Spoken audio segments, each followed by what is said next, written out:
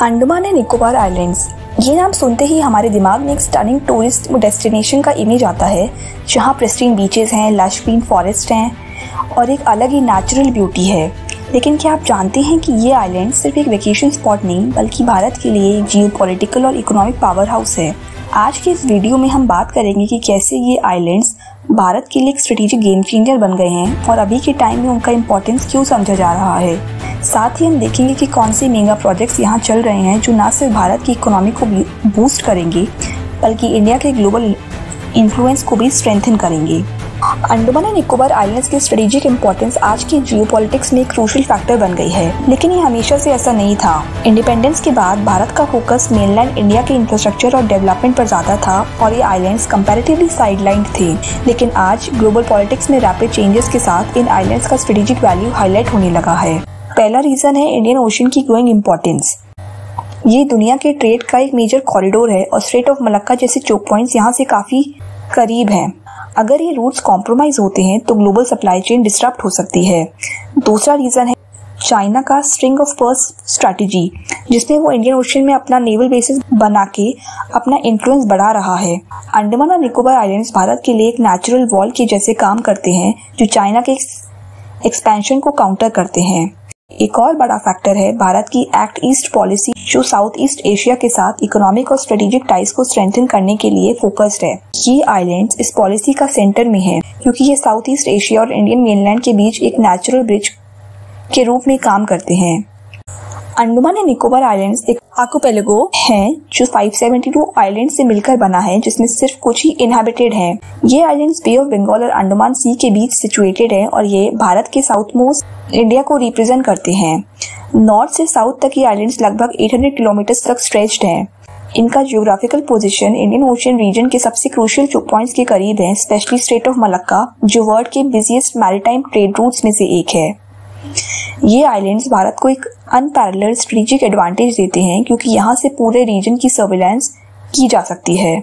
भारत ने अब Andaman and Nicobar islands की पोटेंशियल को समझ लिया है और यहाँ कुछ एम्बिशियस प्रोजेक्ट्स पर काम चल रहा है जो रीजन की स्ट्रेटेजिक और इकोनॉमिक इम्पोर्टेंस को और ज्यादा बढ़ा रहे हैं। सबसे पहले बात करते हैं ग्रेट निकोबार प्रोजेक्ट की।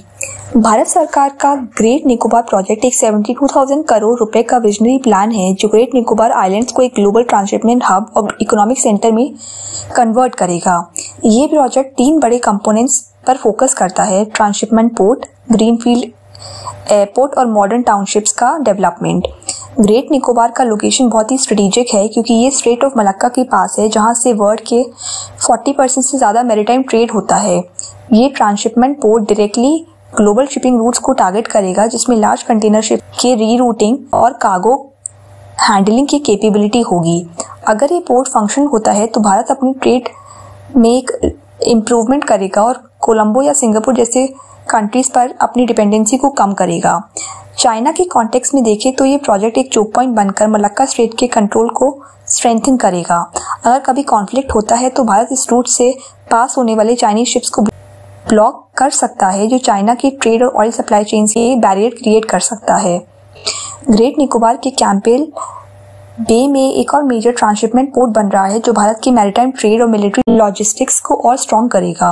ये पोर्ट 16 मीटर के डीप ड्राफ्ट के साथ लार्ज कार्गो शिप्स को हैंडल करने के लिए डिजाइन किया गया है। ये पोर्ट एक रीजनल शिपिंग हब बनेगा जो साउथ एशिया और साउथ ईस्ट एशिया के ट्रेड के फ्लो को ऑप्टिमाइज करेगा।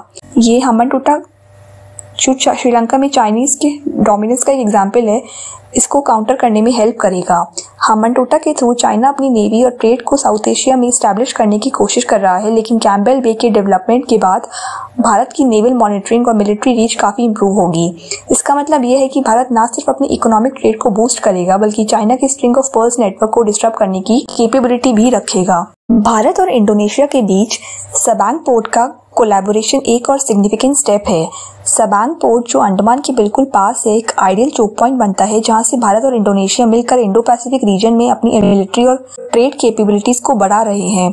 सबांग पोर्ट की प्रॉक्सिमिटी स्ट्रेट ऑफ मलक्का के पास होने की वजह से भारत के लिए की लोकेशन बन जाती है। चाइना का बेल्ट एंड रोड इनिशिएटिव के अगेंस्ट सबांग पोर्ट का डेवलपमेंट भारत की इन्फ्लुएंस को बढ़ाता है और इंडो पैसिफिक में बैलेंस्ड पावर स्ट्रक्चर क्रिएट करता है। ये पोर्ट भारत के नेवल ऑपरेशंस के लिए बैकअप हब के रूप में भी काम करेगा, जो चाइनीज नेवी के डोमिनेंस को न्यूट्रलाइज करने में हेल्प करेगा। अंडमान एंड निकोबार आइलैंड्स के अंडर कनेक्टिविटी को इम्प्रूव करने के लिए अंडमान ट्रंक रोड का मॉडर्नाइजेशन हो रहा है। इसके जरिए आइलैंड्स के अलग अलग पार्ट्स को हाईवेज और ब्रिजेस के जरिए कनेक्ट किया जा रहा है, जो लॉजिस्टिक्स और डिफेंस के लिए क्रिटिकल है। ये प्रोजेक्ट भारत की ओवरऑल इंफ्रास्ट्रक्चर डेवलपमेंट स्ट्रैटेजी का एक पार्ट है, जो मिलिट्री मोबिलिटी में हेल्प करेगा। कनेक्टिविटी को बूस्ट करने के लिए भारत ने Chennai to Andaman and Nicobar island submarine optical fibre cable project को कंप्लीट किया है। ये प्रोजेक्ट इस रीजन में high speed internet connectivity provide करता है, जो न सिर्फ वहां के लोगों के लिए हेल्पफुल है, बल्कि भारत की मिलिट्री और सर्विलांस के लिए भी एक की इनेबलर बन गया है। चाइना के ग्रोइंग इंफ्रास्ट्रक्चर प्रोजेक्ट्स के अगेंस्ट ये भारत के ऑनलाइन प्रेजेंस को इंडो पैसिफिक रीजन में स्ट्रॉन्ग करता है। इन प्रोजेक्ट्स का एक कॉमन गोल है चाइना के स्ट्रिंग ऑफ पर्ल्स स्ट्रैटेजी को काउंटर करना और भारत का मैरीटाइम और जियोपॉलिटिकल इंटरेस्ट को प्रोटेक्ट करना। अंडमान एंड निकोबार आइलैंड्स भारत के लिए सिर्फ एक टेरिटरी नहीं है, बल्कि एक ऐसा एसेट है जो इंडियन ओशन रीजन में भारत के डोमिनेंस को रीइंफोर्स करते हैं। इनका स्ट्रेटेजिक और इकोनॉमिक पोटेंशियल आज की ग्लोबल जियोपॉलिटिक्स के टाइम में भारत के लिए एक प्राइसलेस एडवांटेज है। जो प्रोजेक्ट्स यहाँ पर चल रहे हैं वो सिर्फ रीजन की डेवलपमेंट को बूस्ट नहीं करेंगे, बल्कि भारत को एक ग्लोबल मैरीटाइम पावर बनाने के लिए भी पेव करेंगे।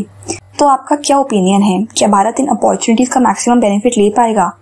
अपने थॉट्स नीचे कमेंट्स में जरूर शेयर करें, और अगर ये वीडियो पसंद आई तो लाइक करें, शेयर करें और चैनल को सब्सक्राइब करें।